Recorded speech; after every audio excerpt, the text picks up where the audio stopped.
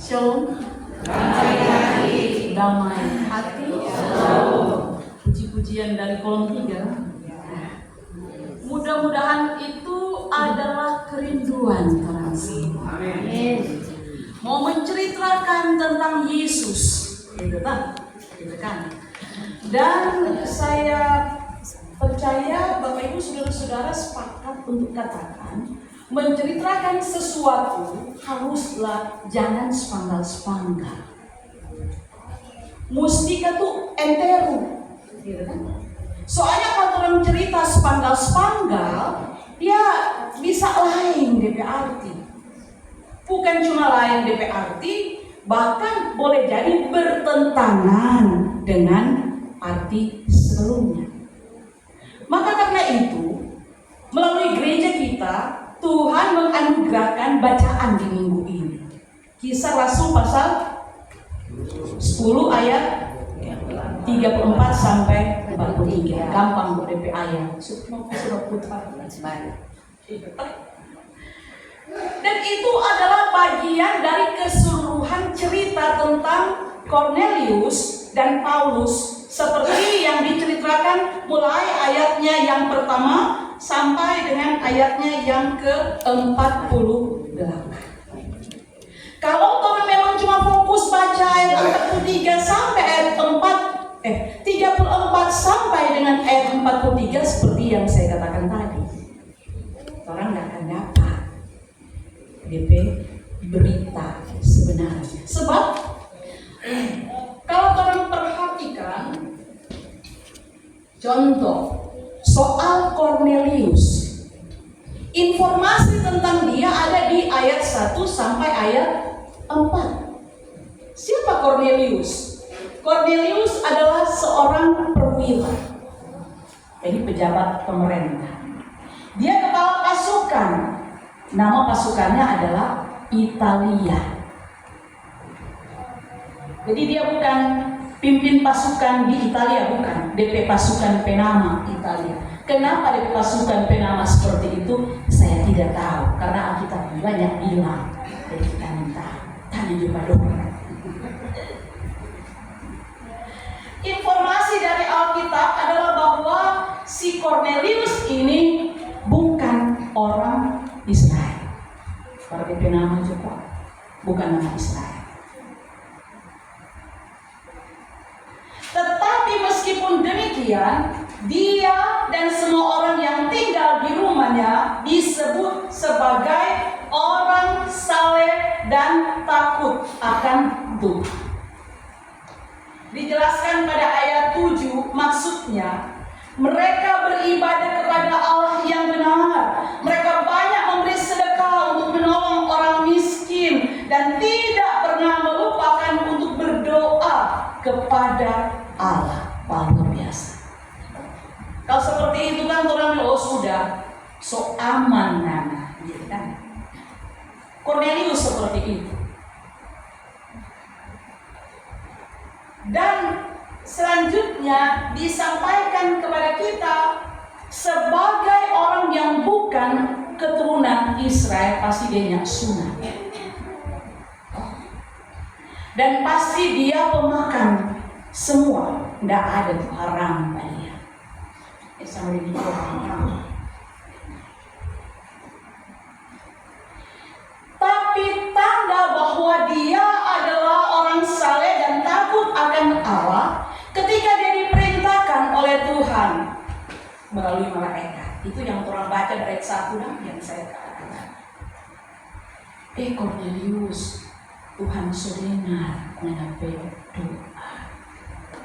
Cornelius, Tuhan so pertimbangkan dia solia apa yang anak jaga beki. Berdiakonia dalam bahasa kan, memberi bantuan bagi orang miskin. Dan Tuhan tahu mengenai keinginan, mengenai kerinduan apa no sekarang. Mengenai pergi di kota yang namanya Yope. Bukan tanpa gunting rambut di mall, Yope. Dia berjarak antara kota tempat tinggal dari Cornelius, yaitu Kaisarea dan Yope, kalau dalam mil atau jarak Romawi itu ada di 30 sampai 34 mil Romawi. Kalau diterjemahkan 4 orang sekitar 48 sampai 55 km. Itu jarak antara Manado ke Lamongan. Mari jangan berpikir sama pas sekarang nih. Karena Manado Lamongan sekarang kalau dia pembalap 2 jam, 1 jam lewat sampai asal jam macet. Di masa lalu belum seperti itu. Toh DP jalan katuk belum begini. Jadi agak jauh. Disuruh diperintahkan kepada Cornelius, pijinnya nabi baku dapat ngana dengan Petrus yang namanya Simon, dan dia ada tinggal di rumah juga Simon di kota Yope. Pigi ceritanya yang dibayangkan, dia nggak pernah baku dapat Petrus. Dia kan orang Yahudi. Petrus nggak untuk kalangannya doang. Iya tuh. Beda satu dengan Paulus. Tapi begini, luar biasa.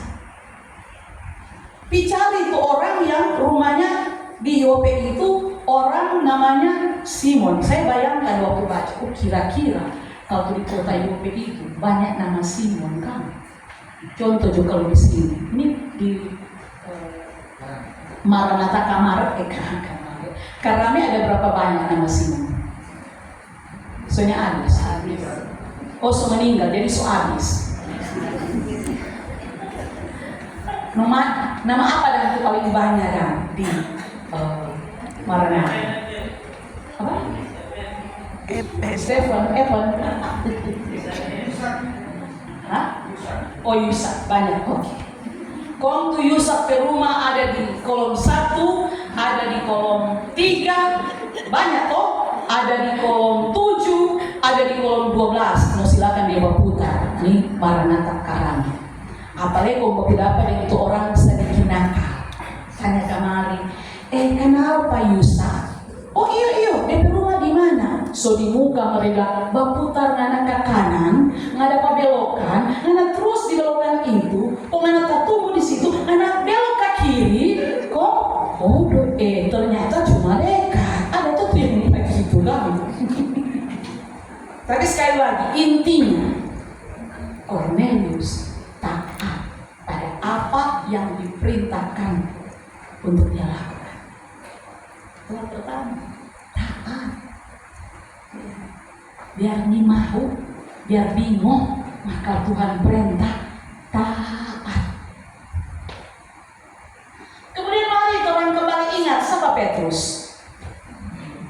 Petrus adalah salah satu dari murid Yesus. Bahkan Petrus adalah murid yang kemudian ditokohkan, ya toh. Sehingga sampai sekarang kan orang bilang, jangan melawan Pak Petrus. Ada tuh apa namanya rekreasi dan Simon Petrus berkuasa ada di sini. Jaga begitu, ini tahu gak tuh kalau di sini masih saya ingat waktu musik pemuda begitu. Apalagi kalau ada ibadah pemakaman, dulu kan belum pakai musik-musik. Orang rekreasi toh, Simon berkuasa. Lain kan, Simeon berkuasa. Dia duduk, dia suka duduk. Padahal dia bilang Simeon bukan Simon. Kuasa yang diberikan bahkan Injil katakan kepada si Petrus yang adalah Simon inilah diserahkan kunci pintu.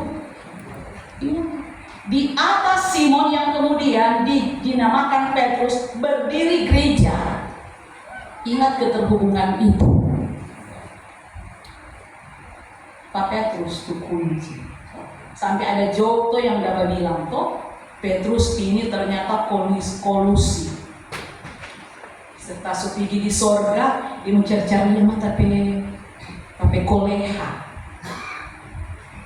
Dia baminya sedikit, boleh juga. Ada kuota nanti kalau dia bablas cuma sedikit sekali, kita mau bilang ya masongan. Dia ketut yang pegang mapatu orang bilang. Ya.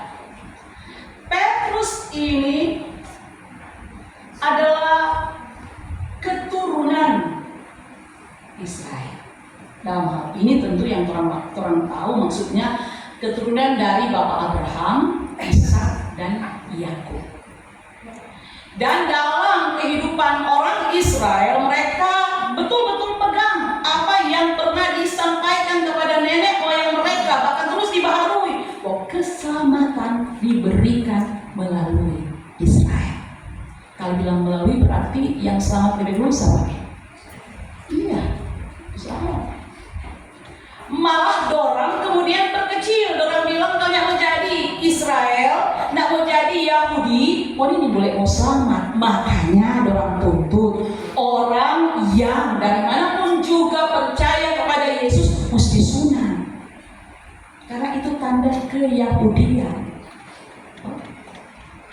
Kalau cuma baptis enggak, mesti sunat. Itu yang kemudian ada sedikit berbenturan antara dia dan Rasul Paulus. Orang terus dalam bagian Alkitab ini mulai ayat 11 sampai dengan ayatnya yang ke-15. Maaf, masuk ke satu kali di rumah Simeon dia lapar. Lapar sekali. Mungkin pakai istilah lapar anjing. Lapar sekali. DP murid-murid sementara sedia makan, tiba-tiba dia melihat penglihatan. Dia mendapat penglihatan. Alkitab ceritakan turun kamari dari atas yang diyakini itu dari surga. Kelihatan kok kain mungkin segi ampa turun. Kon di dalam kain itu muncul kamari berbagai-bagai binatang berkaki 4, binatang melata dan burung-burung.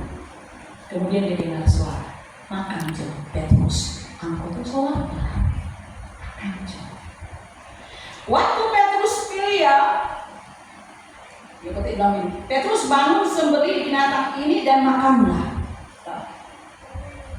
Waktu Petrus pilih astaga. Apa dia bilang? Ayatnya yang ke-14.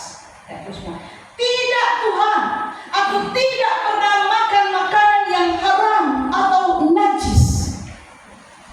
Itu Petrus, hebat. Dia memang betul-betul memegang perintah itu.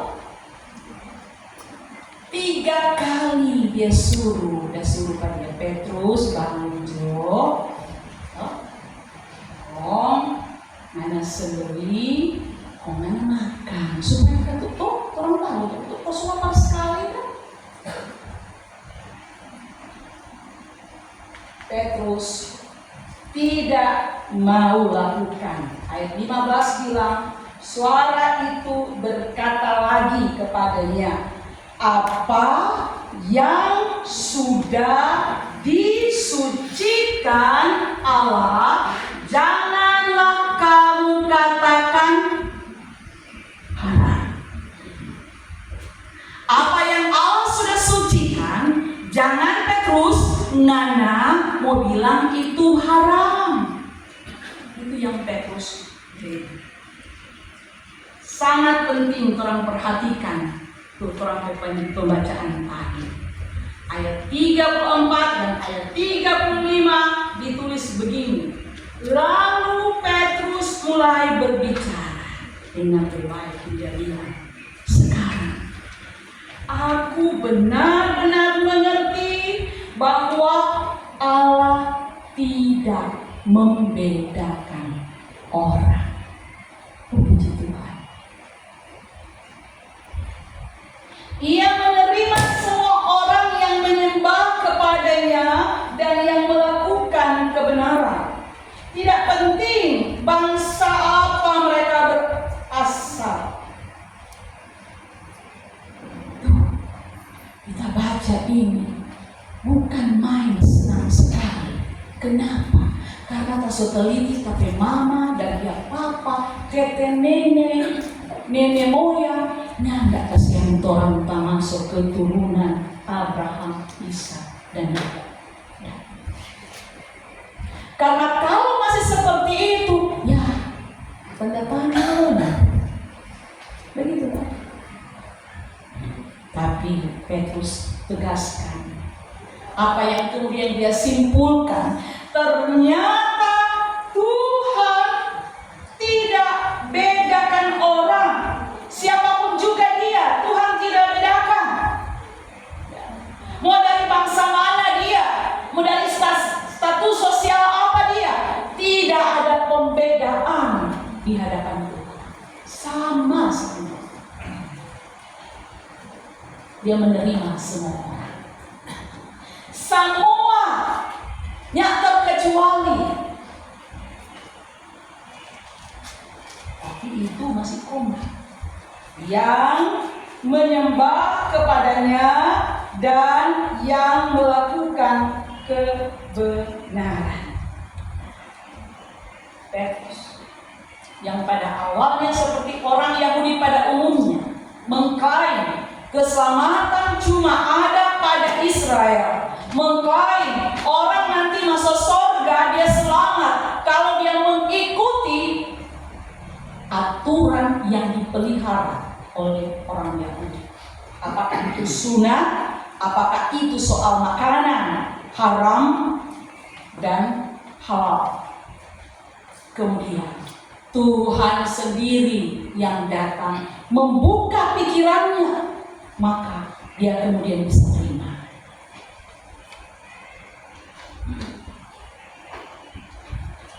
Petrus kemudian berubah cara pandangnya. Kalau pada waktu sebelumnya dia menerima amanat agung, pergi, itu Kisah Rasul pasal 1 ayat 8, dia bilang toh, kamu Petrus dan yang lain-lain adalah saksiku di Yerusalem, di mana? Di mana? Yudea, di Samaria sampai ke ujung bumi. Tidak apa-apa. Lu kalau orang jaga tahu pulsa dikit, mah jaga suara supaya ikut dapat ingat ulang toh. Dalam konteks berpikir Petrus pada waktu lalu adalah bahwa di Yerusalem bagi orang-orang Yahudi, di seluruh Yudea bagi orang-orang Yahudi, di Samaria bagi orang-orang Yahudi, di seluruh dunia sampai ke pelosok, sampai ke ujung dunia bagi orang-orang Yahudi. Memang kan sekarang sampai di Nada tuh ada orang Yahudi toh? Ada. Di Karame ada? Ada. Gak usah takut lah.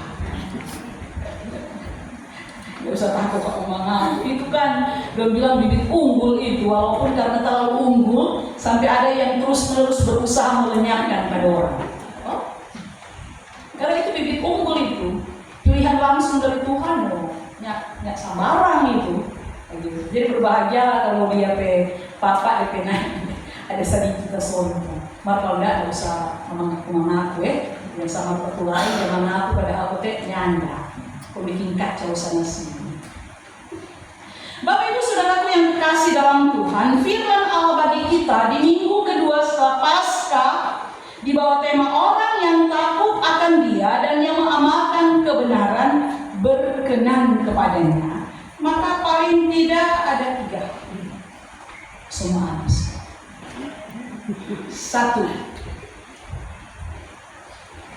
Ternyata tidak cukup kalau kita hanya beribadah, banyak memberi sedekah, rajin berdoa, disunat atau dibaptis, atau orang bilang takut akan Dia. Tidak cukup. Tidak cukup masuk pada pola berkenan kepada Allah.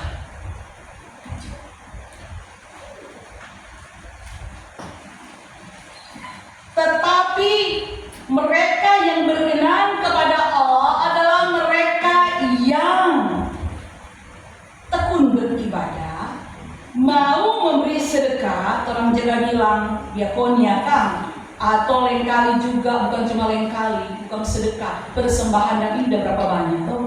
Ada kok tuh yang ditambah lain, betul kan?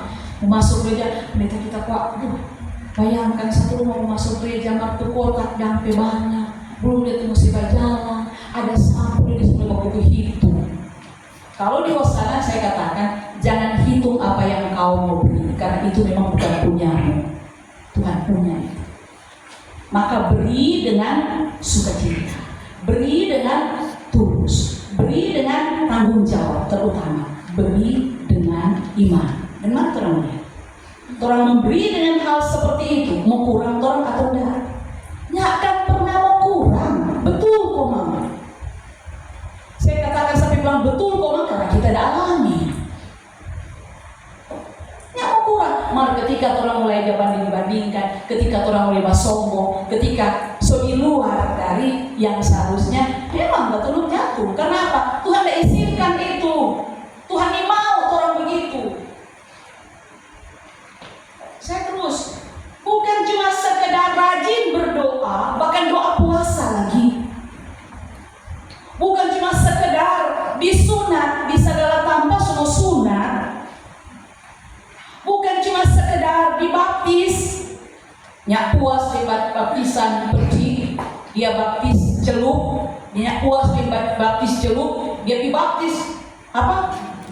Cowok ke sana, toh? Dia nyak sadap cuma cowok di Manado, dia pi cowok di tempat di mana yang dikatakan kalau boleh dia pi Israel lagi, pi cowok di Israel, nyak cowok.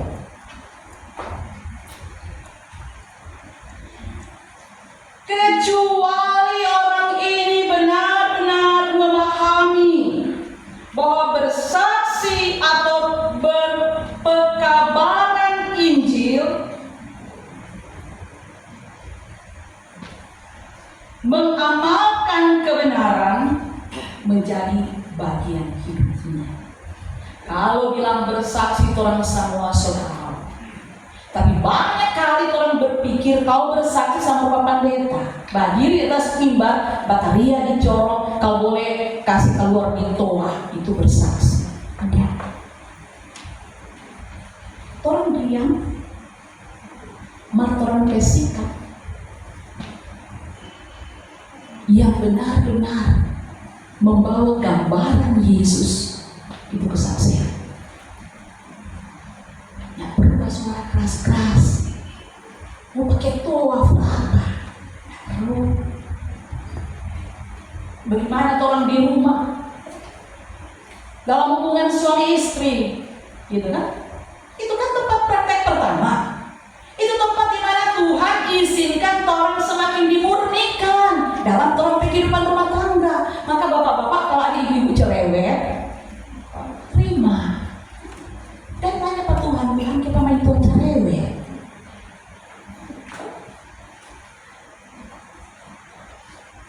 Kalau ada bapak-bapak pemalas, boleh ngomongkan.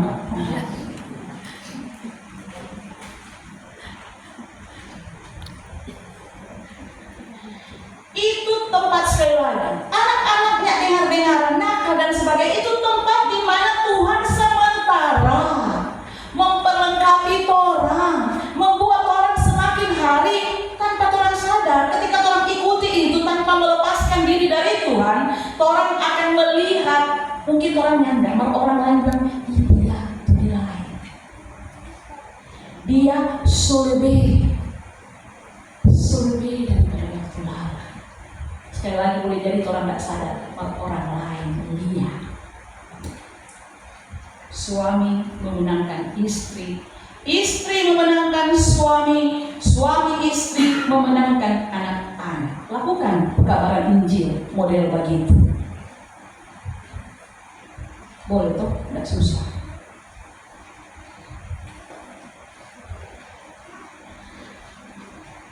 Kebenaran, bukan cuma takut, tapi kebenaran. Apa yang dimaksudkan dengan kebenaran? Yang kisah Rasul Paulus, kisah para rasul maksudkan dengan kebenaran, kebenaran tentang keselamatan. Yang ayat 36 bilang itu datang melalui Yesus yang ada dalam Yesus adalah Tuhan atas semua orang. Dan seterusnya mulai ayat 38 sampai dengan ayatnya yang ke-42, bagian pembacaan Alkitab. Di situ dirinci segala sesuatu tentang Yesus. Kita akan menjadi benar kalau memang kita betul-betul pahami apa yang disebutkan ayatnya yang ke-38, dan 36 sampai 42.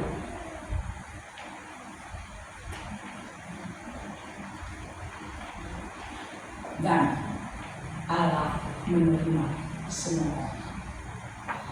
Jadi jika demikian, mari kita hidup dalam kebenaran Allah, menampakkannya melalui tekun beribadah, bersekutu, belajar firman, berdoa, dan menjadi saksi yang setia tentang karya kasih Allah dalam Yesus kepada semua orang, baik melalui perkataan maupun tindakan.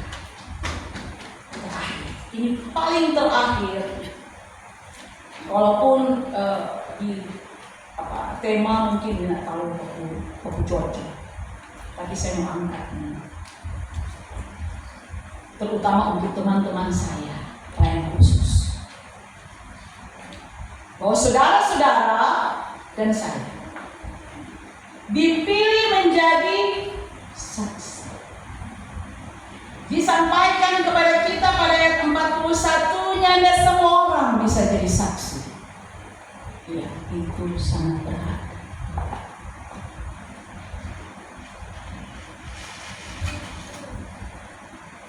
Jadi saya mau ulang. Saudara-saudara dan saya yang sekarang ini adalah pelayan khusus, dipilih oleh Kristus sendiri menjadi saksinya. Jadi mari kita dalam melaksanakan pelayanan kita lakukan dengan takjub, bersyukur untuk penghargaan karena sama. Layani dia, menyenangkan dia, bukan menyenangkan orang lain atau menyenangkan diri sendiri. Sebagai saksi, ya ada kalanya kan memang dipertanyakan, ya betul. Ada kalanya berusaha digagalkan supaya kesaksian jadi mentah. Maka ketua jemaat doakan Tuhan khusus.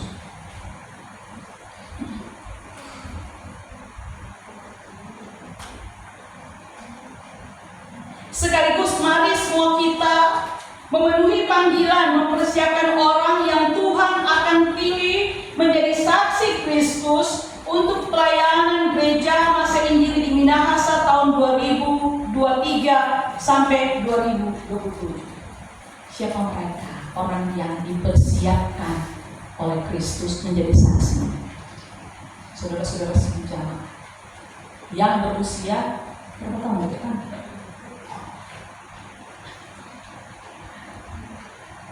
Yang saya mau katakan adalah mari orang mempersiapkan diri. Ya, kebagian kita nih mau menjadi penatua, kita nih mau menjadi diaken, maka orang sengaja bakal lakukan supaya yang pilih. Ada tuh kebagian. Ada tuh waktu pemilihan yang di sini karena kita periode lalu kan yang di sini, dan periode-periode yang lalu juga yang di sini. Ada tuh yang malahan sudah waktu dia sengaja kontak.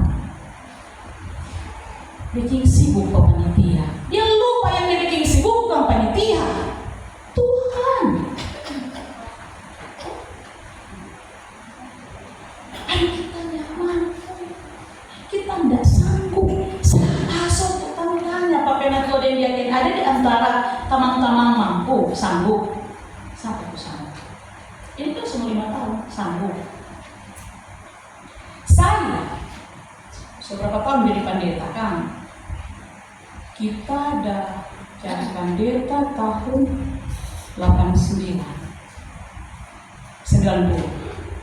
Berapa tahun? Semua pensiun ini. Oh, ini teman saya di SMA Pembangunan. Besok Pak, kalau kita tata gereja punya roba, begini sudah pensiun. Ini masih mau tetap dari 5 tahun. Dan selama saya jadi pendeta, saya katakan, jujur saya mau akui, saya tidak pernah sanggup.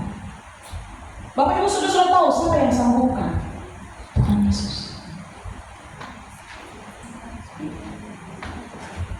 Di sini memang hosana jamaah cuma kecil 5 kolom. Mari jangan kamu pikir 5 kolom yang kalewoan.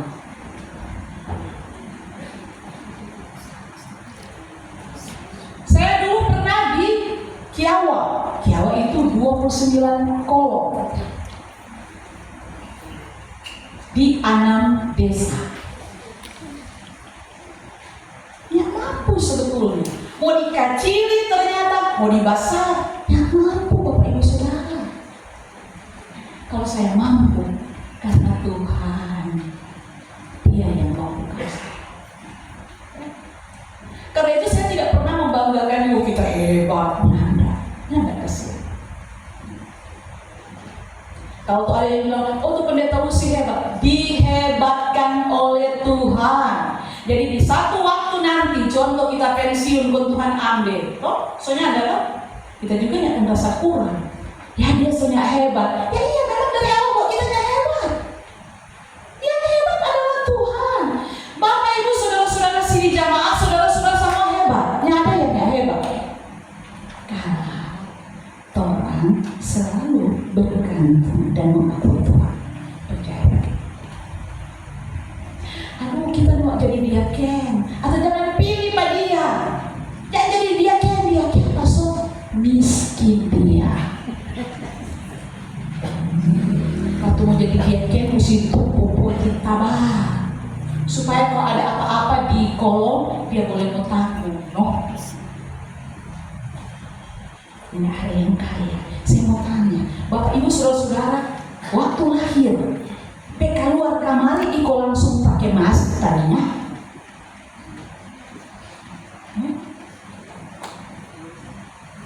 Atau keluar kamari langsung pegang kartu kredit. Keluar kamari telanjang. Biar sampai orang tua hebat tetap orang keluar kamari telanjang tuh miskin orang. Orang dipakaikan oleh Tuhan. Itu selalu mari orang hubung-hubungkan seperti itu. Sehingga dengan demikian ketika orang dipercayakan sebagai diaken, orang dipercayakan sebagai kalau di badan pekerja bendahara, tidak pernah orang pikir itu Tuhan peduli, itu Tuhan peduli. Iya.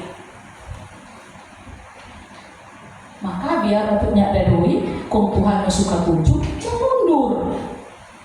Kok hingga baik-baik itu Tuhan peduli, jangan pakai.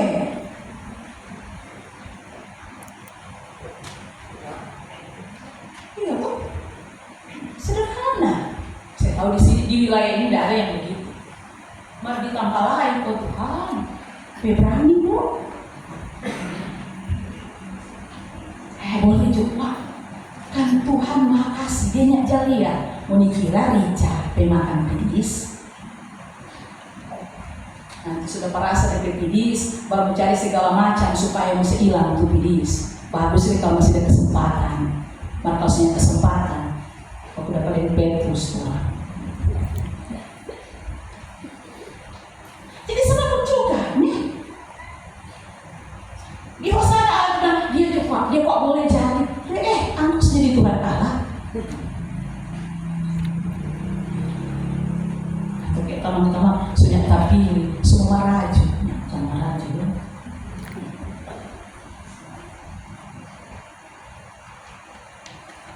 Tahu orangnya begitu. Yang mental begitu. Karena Tuhan gereja semakin dipukul, semakin dapat lihat DP baras. Begitu kan? Tuh. Nih gemim ini belum ajar kiri kanan muka belakang atas bawah semua tinggal memang Mbak DP baras. Tuh DP kongan-kongan yang semua bawah. Nah, semakin orang dipukul, ditantang, ditekan dan sebagainya. Ada orang semakin datang ke Tuhan. Oh, Tuhan murnikan 4 orang. Orang baku dapat semua di Yerusalem Barat. Tuhan semua